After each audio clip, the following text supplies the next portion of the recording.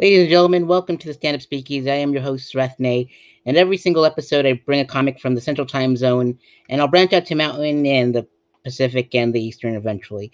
But for now, I'll focus on the Central Time Zone.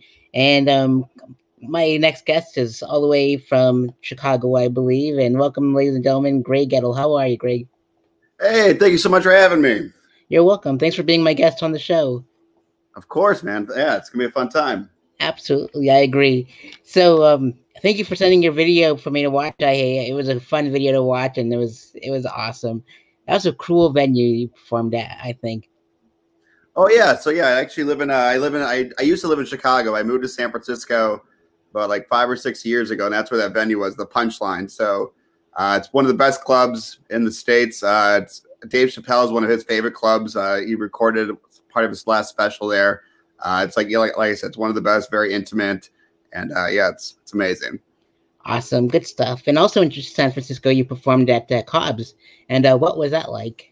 Oh, Cobb's is so Live Nation owns Cobb's and Punchline. Punchline's a more intimate room, holds about like maybe 150, 200 people. Cobb's holds maybe 500 plus. It's a much bigger venue. It's incredible. Both are amazing stages, but yeah, it's one of the perks of being in San Francisco. You have two of the best clubs in the country. Wow, that's awesome stuff. And as a resident in Chicago before you moved out to San Francisco, you performed at the Laugh Factory and Zanies. And what were those experiences like? Oh man, Zane. I mean, so originally I was doing comedy in Iowa, and then the day I graduated college, I moved to Chicago because the Iowa comedy scene wasn't as strong as you might think. It was pretty weak. Wasn't that many people, and I wanted to get better, so I moved to Chicago. So I was pretty new. I was only like a year in when I moved to Chicago, and I was in Chicago for like maybe 3.5 years, and that's when I did Zanies. So Bert Haas, he was the booker there. I think he's still there, but he was a very intimidating man. But he was always good to me. Got some stage time, and loved that venue. It's also a very intimate crowd.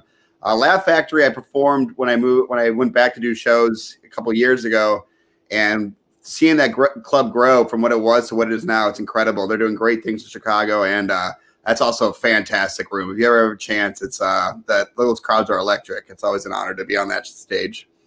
Absolutely. And along your comedy journey, you got to open for Steve-O, and what was that like? I was pretty new. I was like maybe like 3-4 years in.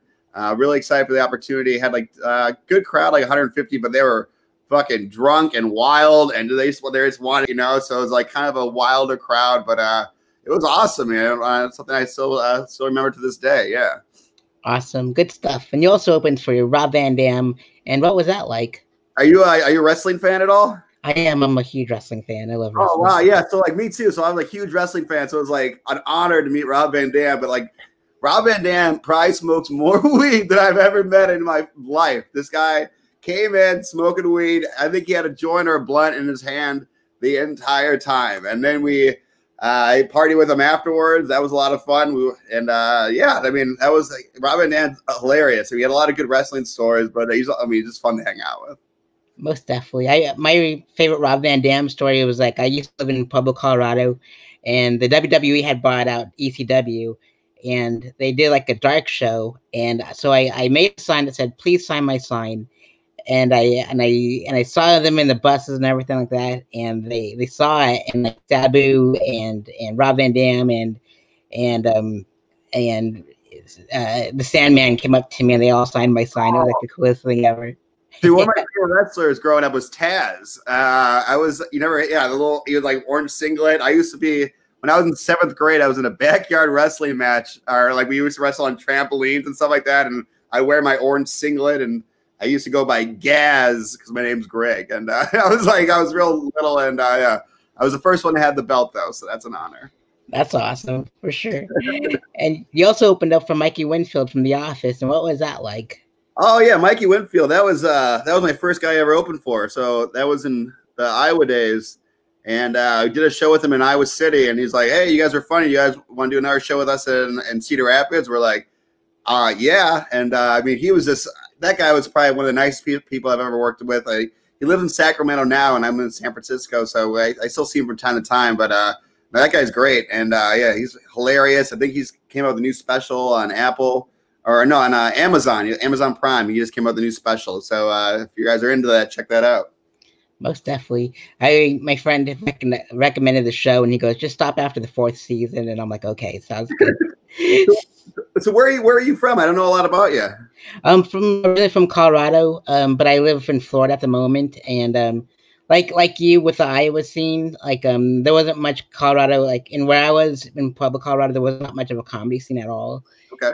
And so I moved out to Florida, and I'm like, holy crap, there's so much comedy all around me, like in Jacksonville, Orlando, and Daytona, and I bounced between all those cities. And then I started interviewing comics, and I got like 600 interviews with like comics from like the open micers all the way up to the headliners, and some touring comics, including some famous ones on there. So they're all on my YouTube channel. So it's pretty gnarly so far. Where are you living in Florida? I live right in between Jacksonville and Daytona Beach. So it's like one of those small cities, and but it's not bad because like I'm an hour and away in each direction. So it's like, it's fantastic. No, my parents live in Parrish, Florida. That's like an hour outside of Tampa. So I go back there from time to time. But yeah, man, yeah, Florida, yeah, as long as you're out of the snow, right? Yeah, absolutely. But I have plans on moving back to Colorado and trying to build my scene back home, because it's like I have my own festival there, so it's just easier to control from like, instead of like living in Florida and just like setting everything up from here and setting everything up in Colorado. It's just easier just to be in the mix. So are you thinking about like moving back to Denver or going back to where you were from? Where I'm from, Pueblo, Colorado. It's like there's no traffic at all, and it's very down to earth and chill and very affordable. And like Denver's like only 2 hours away, and it's not too bad. And Colorado Springs is like 45 minutes away, so it's not too shabby. Yeah, I mean that's all. I mean Denver's got an amazing scene. Some of the, like Sam Talent. He just wrote a book, Riding the Light. It's amazing. But yeah, Denver's got a great scene. So yeah, Colorado, not a bad spot to lay ahead. Absolutely. And plus I needed to practice here. There was like more mics to get on here than where I was at the time, and it's been fun. Is there comedy going on now with COVID and everything? Yep. Yeah, it's pretty wild. Some people don't even wear masks. It's pretty wild. So it's like, and like during the pandemic, I've been recording my album at my homeroom in Daytona Beach. Okay. And it's called DAM. And I don't use any curse words, but it's an acronym for like Daytona After Midnight Nonsense is what it's called. All right. And so it's like 5 minutes or 6 minutes, however much minutes they give me at a time for my stand-up. And it's like, it's my second album that I'm recording. So I got like 2 more tracks to record, and I'll be good for like a half an hour. So if you're doing like anywhere from like 5 to 10 minutes, that'll be like, so you have 60 minutes. So like you're just building it to that 60 minutes, basically, something like that. Yep. Right on. Hey, good for you, man. Killing it during the pandemic, man. Nicely done. Indeed. So like the first half of the stuff that I do is like all new stuff. And then like in the second half of like each set, I just say, hey, everyone that knows me knows my jokes out there, and I just take requests. And so I just do their favorite jokes on stage. So it's a pretty cool concept album. That's awesome, man. And like, cause like in California, especially, I mean, we're not open, so we're not doing any comedy right now. So just hearing that there's stand up gives me hope and gets me excited that hopefully we're right around the corner to going back at it. So good for you though. That's awesome. Indeed. Thank you. It's pretty fun so far. And so, Greg, you also co-host a show called Wheel of Fate every Thursday over Zoom. And how did you get that going? So basically, Sam. So there's a comic that used to live here. She runs a great show in San Francisco called Cheaper Than Therapy, at the Sheldon Theater, which is, if you've ever been to San Francisco, it's probably the #1 independently run show in the Bay. They have the crowds are about 150 people. It's real tight, real intimate. It's in a small theater, small theaters are dying left and right. So it's really cool that they're saving that. But Sam Gilway, she's one of the producers of that show. And with COVID and everything, we're not doing anything. So now everyone's hopping on the Zooms and stuff. But we want to do something a little different, just doing straight up stand up via Zoom. So so Sam started a game show. It's free game show, but it's a lot of fun. It's if you don't like swear words or like don't like raunchy stuff, I would say don't come. There's a lot of drinking, and I'll be smoking weed probably, and it's a lot of fun. And there's people from all over the world that come and watch the show, and there's like 6 participants, and yeah, we built a pretty good following. We've been doing it for about since June, maybe a little sooner than that. So yeah, it's getting great. So if you ever look for something to do, free entertainment at home, check it out. Indeed, and the link for this week's episode is below this description, in the description box below. So, and as well as Greg's Instagram and Venmo and YouTube, because I'm trying to raise as many subscriptions and followers and funds as much as I can for the comics that I interview with each episode. So if you can donate, follow, and subscribe to all that stuff, it's beneath in the description box below for you, for everyone at home. So, Greg, I was hoping to go on tour, but the pandemic hit, so I couldn't go on tour. And these are the questions I wanted to ask you if I got to meet you in person. So, Greg, what inspired you to perform stand-up comedy? Oh man, so I don't know about you, but like I was always kind of school was always like kind of boring to me. I was always kind of like the class clown, if you will. Like I just school, especially reading, nothing that never really interests me or whatever. But and I was always funny growing up, but like I always knew there's a difference between being like funny with your friends and funny with stand-up, like being a comedian, making random people laugh. So I never really got into it. And then it was my junior year in college, like the summer going into my senior year. I was kind of, I don't know, it was all hitting me. I was watching TV. I was watching stand-up comedy on Comedy Central. I forget who the comic was, but I was watching it. And I was like, oh my God, that looks so much fun. And then it kind of hit me that like in a year, I'm going to be in the real world. And I don't want to be a guidance counselor. I was going to be a guidance counselor. And I was like, I don't really want to be a guidance counselor. You know, I don't really want to do any of that. It's all, I just kind of told people that's what I was going to do, but I never really wanted to do it. So I tried stand-up and Penguins Comedy Club and did 3 minutes, did very well, fell in love with it. And then ever since that moment, I knew I was going to be a comedian. Indeed, most definitely. And what was it feeling like when you first performed stand-up? First time, so I don't know. I was the newbie. There's a lot of veterans there that were going to that mic, and I was like the new guy. And this guy, and I brought my girlfriend there, and I think the guy that ran the host didn't like it that I brought like my attractive girlfriend. He's like, oh, like forget this guy.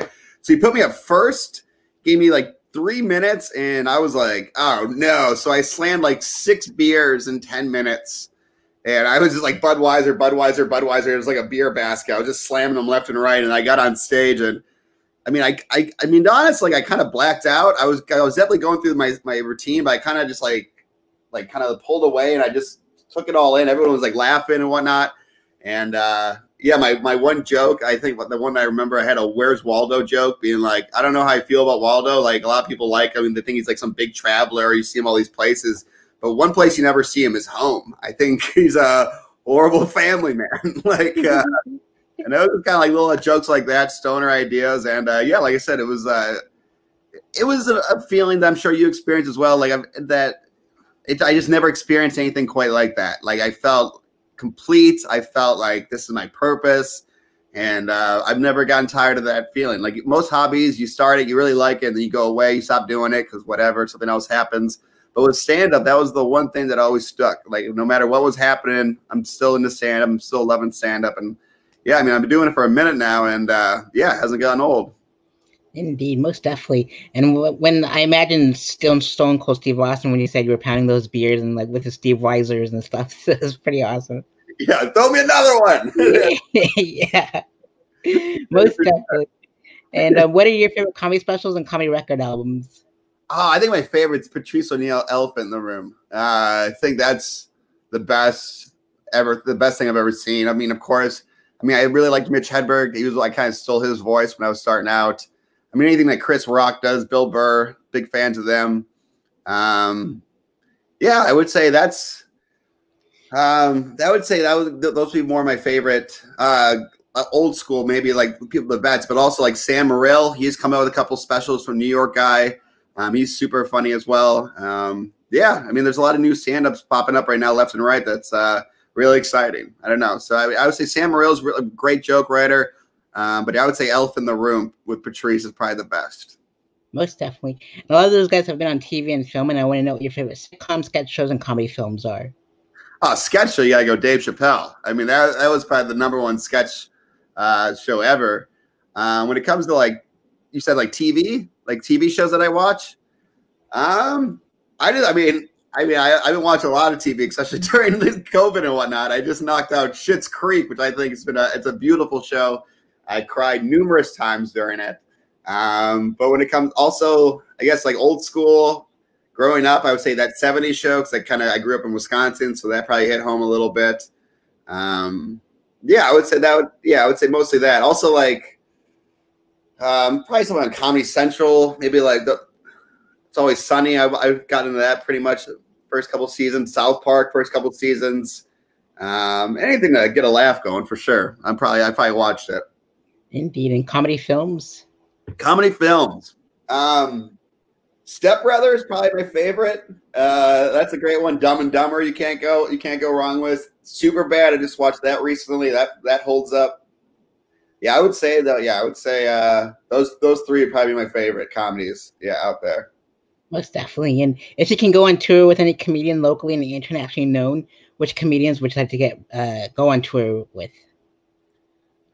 Oh, whoever pays the most. No, no. Let's see. My favorite, who would be going on? I mean, personally, I feel like Bert Kreischer. He seems like a fun person to tour with. He's always partying and whatnot. I think that would be a cool guy to open for. Dave Chappelle. I mean, I doubt he would ever have me, but he just seems like he'd have some knowledge that I don't think you get from most people. But yeah, I would say probably Bert Kreischer because he seems like a good time, and I wouldn't mind touring with him for if I'm opening for someone. Yeah, indeed. And some local comics that you like to go on tour with? Local comics in the scene here, they've been kind of blowing up. Mark Smalls, Emily Catalano, she was on Conan O'Brien. Andrew Olofo was on James Corden. Those are kind of the people right now that are kind of blowing up from San Francisco. They recently moved to LA because that's what you have to do basically. Once you make it big in the Bay, you got to either move to New York or LA. But yeah, I would say that those people are kind of killing it right now. And they're great comics, fun to watch. Yeah. Most definitely. And if you can get roasted by 5 comedians, past and present, which comedians would you like to get roasted by? Well, I think Jeff Ross, right? He was like the number one guy. I wouldn't mind listening to him. Natasha Leggero, she's always shooting it. Got some good ones. Patrice O'Neill would tear me to shreds. Would love to hear that. Let's see. Who else?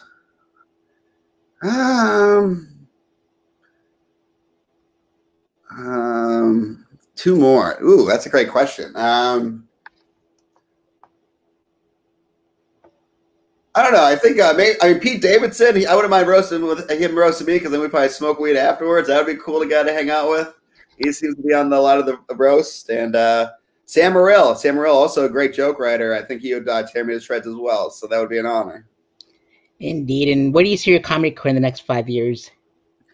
Well, hopefully COVID's over. I'm getting the vaccine on Wednesday, so hopefully the rest of us are kind of on that same pattern, and hopefully comedy will be back in the next 6 months to a year. Hopefully we're back to normal touring and whatnot. I would say like I said, I'll probably be in San Francisco for another 2 or 3 years, maybe even a little longer because I love the Bay Area. I don't like snow, and I like hoodie weather. I don't like things that don't get too hot, too cold. But eventually it's going to be LA or New York. Now I just got to figure out because I don't like driving, so maybe New York. But also I know a lot more connections in LA, so it's kind of something you got to weigh out. But for the time being, San Francisco, and then I got to figure out what's the big move. It's probably gonna be one or the other. Indeed. And which other forms of comedy would you like to venture off into, like improv, sketch, comedy writing, acting, directing, etc.? I wouldn't mind writing. I always like writing movies or writing like scenes and whatnot. So I like to do a lot of writing. I don't know. I don't think I have the look to be an actor. I'm sure there's a lot more better looking cats out there. I don't know if they're looking for another bald guy with a beard, but if they are, I guess I'm around. But I would say I like to be more behind the scenes, like doing some writing and whatnot, throwing my 2 cents in, and also working with a group. It's always great when you got a bunch of individuals that are funny. You're all just kind of riffing with one another, and you come up with greatness. So yeah, something like that. I would say maybe even like sketch or YouTube videos, but not like TikTok though. I don't think I'm ready for TikTok. But like short sketches or something like that, I wouldn't mind that as well. Are you on TikTok? Are you TikToking? No, not at all.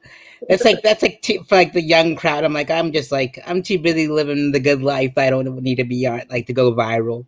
Yeah. No, I see a lot of comics doing it. I'm always waiting. Like, I know it's probably the best route to do, but like, there's so many kids on there. I don't really want to be around. Like, I don't want to listen to kids. Like, I don't know. Like, I like talking to adults, and I like to keep it like that. I'm not trying to build like a 10-year-old following or anything. Indeed, most definitely. And so, let's see here. What is your favorite joke a comic has ever written? Favorite joke? It's got to be that Bill Burr bit when he's talking about the guy who jumped out of the airplane. I don't know if you've ever seen that bit, but he does a great act out. He does both perspectives, and I think that's the greatest bit that's ever been done. Just the act out, how much it's so. I mean, he's on so many levels above me. Just everything is perfectly placed, and I don't know the bit, but just type in like Bill Burr helicopter. I'm sure that'll pop up, and it's definitely worth checking out. Most definitely. And let's see here. What experience would you like your audience to take with them after a set is over? What's that again? What experience would you like your audience to take with them after a set is over? I just want them to walk out with smiles, man. I just want people. I mean, that's all comedy is. I mean, life's lame a lot of times. People need to laugh, and I hope that because I mean, it sucks. If we learn anything, like being home's pretty cool. I mean, you get to like put on your comfortable pants, whatever. Like, it's a pain in the ass to get in your car, drive to a comedy show, park your car, pay the ticket fees, pay the 2 drinks, which is always overpriced. You're gonna get a food thing, so you're probably walking away with $150 bill afterwards. And yeah, so I mean, if people are doing that and they're making that effort, I hope they're walking away smiling. So that's all. Most definitely. And Greg, for this next part is like you were nominated from another comic in Chicago called his name's Tyler Ross, and he's a cool cat. Oh, and yeah. And so that's what we're doing for the next part of the show, which is you nominate some comics that you love in San Francisco and Chicago, and I'll reach out to them to be part of the stand-up speakeasy. It's kind of like the Roaring Twenties of Prohibition, if you will. So you got to know somebody to get into the club. So it's like a secret society of stand-up comics, if you will. So, Greg, with that being said, which comics from San Francisco and Chicago would you like to see on a future episode of the stand-up speakeasy? Yeah, for sure. So I was from Chicago. I would say Aaron Sutherland. He was a good friend of mine, and he always made me laugh. Also from Chicago would be Joe McMahon and Nate Burrows. Those are 3 fantastic comics. When it comes to Chicago, or for people that I used to know in Chicago that now live in New York, Jeff Arcuri and Jeff Sheen, 2 very funny people. All these people, we ran a show together in Chicago called This Week's Show. And yeah, I mean, everyone's doing great things, and they're all very funny. I think Arcuri was just on Colbert a year ago or something like that. And then San Francisco, I would say favorite comics. Some of my favorite comics would be, let's see, Travis Thielen. He's very funny. Daoud Namyar. He's very funny. I mean, there's a lot of people that just moved. So like Toria Van Gogh, Emily Catalano. Let's see, Zach Chapeloni. They're all very funny. Also, another funny guy from San Francisco who he's incredible. He just moved to New York by the name of Joe Gorman. So I know I said about 10 people there, but they're all very funny, and it'd be a treat to talk to them. Absolutely. I'll make sure to reach out to every single one of them. Hopefully I'll need your help to spell out some of their names so I don't reach out to the wrong people. And that'd be how about tremendously. And Greg, as a reminder for everyone back at watching this at home, follow Greg on Instagram and donate to his Venmo and subscribe to his YouTube and catch a show for his Zoom show that's on the bottom. The Eventbrite link is on the in the description box below. So with that being said, Greg, are there any final words you'd like to give out to the audience? Just keep on keeping on. You know, I know things are kind of rough right now, and I always try to like remember the saying like this too shall pass. I know, yeah, it's been lame, but we're gonna have a lot of fun in the near future. So just keep on keeping on, and fingers crossed. Absolutely. I agree wholeheartedly. And Greg, thank you so much for being my guest on the Stand Up Speakeasy. And until next time, everyone will be safe and wear a mask and help stop the spread of the COVID. And we hope to see you at a comic club soon. And we'll see you next time on the